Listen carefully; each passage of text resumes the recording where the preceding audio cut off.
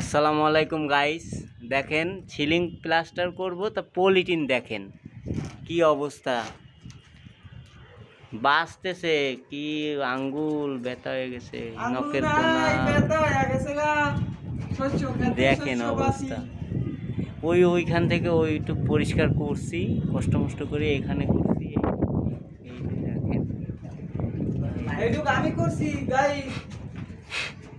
এখন আমার আঙ্কেল উঠবে। এই দেখেন আমরা 4 জন আর কি আজকে এই সিলিংটার পিছনে লাগছি। এই দেখেন এই একজন এই যে ঘুরতেছে, এই আর একজন মিত্তিলি, আর এই আর একজন এই যে এই গন্ডার কাকা, আর এই যে আমি, আর ওই একজন ও তো বড় ভাই। এই যে